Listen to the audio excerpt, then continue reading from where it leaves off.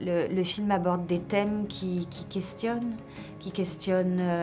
ce que l'humain vit, ce besoin de reconnaissance qu'on a tous.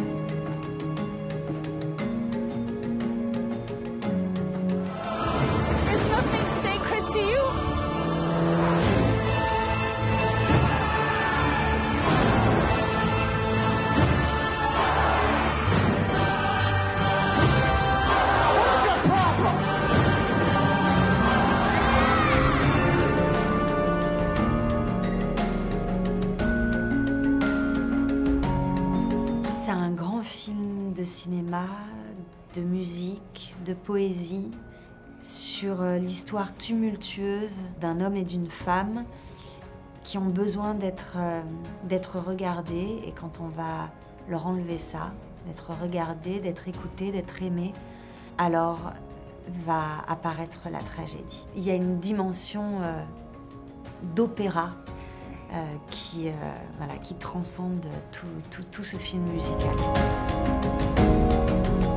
Est-ce que quelqu'un peut définir le style de Léos Carax?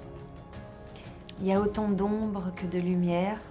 Je dirais que c'est quelqu'un qui pousse les curseurs du drame et de la comédie jusqu'au grotesque pour le transcender et en faire quelque chose de fougueux, de vivant, de profond.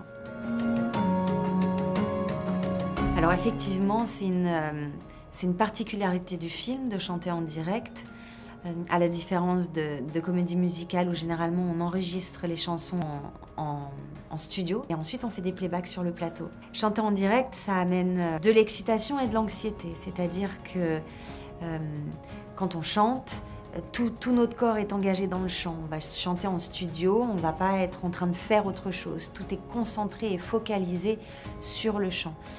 Le fait de jouer en live et donc d'avoir toutes les actions physiques que requièrent les scènes, ça déstabilise le chant. Il est plus optimisé. Rien que le fait de tourner la tête quand on chante, ça va changer la manière dont on chante. Donc il y avait beaucoup d'anxiété parce que moi j'avais peur de faire des fausses notes, j'avais peur de ne pas avoir assez de puissance de voix, j'avais peur de ne pas être à la hauteur en fait. Et en même temps c'est ce que Léos Carax voulait quelque part, de créer ces accidents, de créer ces difficultés. Il avait envie quelque part qu'on soit dans des positions où on ne pouvait plus chanter, que ça fasse partie du code quoi, de la manière dont on faisait le film. Donc le dosage était assez particulier entre quand même chanter juste et en même temps accepter tous ces accidents, accepter d'être à bout de souffle, accepter d'être dans des positions qui n'optimisent pas du tout le chant. Donc c'était très riche.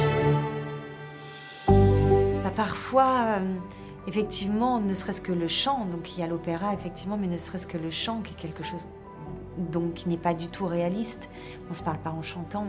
Cette dimension ouvre des portes à l'émotion, ouvre des portes à la fougue, à l'intensité et permet de voir des choses d'une autre manière parfois. Raconter une histoire en chantant, on ne va pas l'écouter pareil que raconter une histoire juste par la parole. Et puis la musique est vecteur de beaucoup d'émotions. Et donc il y a quelque chose qui va toucher directement au cœur par ces vibrations musicales, ces vibrations de voix. Bien sûr, le cinéma, dans toute sa diversité, est souhaitable qu'il continue à exister. Le film aborde des thèmes qui questionnent ce que l'humain vit, ce besoin de reconnaissance qu'on a tous au départ, qui perdure chez l'artiste. On a besoin du regard de nos parents, on a besoin de ce regard d'amour, de ce soutien, de cette liberté d'être qui on est. Et puis l'artiste, il a besoin d'être regardé, il a besoin d'être écouté, il a besoin d'être aimé. S'il est dans un état de frustration par rapport à ses besoins, alors comment ça va l'impacter, comment ça va le détruire, comment le regard d'amour va le construire, est-ce que le regard d'amour extérieur est suffisant à combler ce besoin de reconnaissance. Enfin, c'est un thème qui est extrêmement fort, extrêmement profond, qui résonne en beaucoup d'êtres sur cette planète et qui a beaucoup résonné en moi.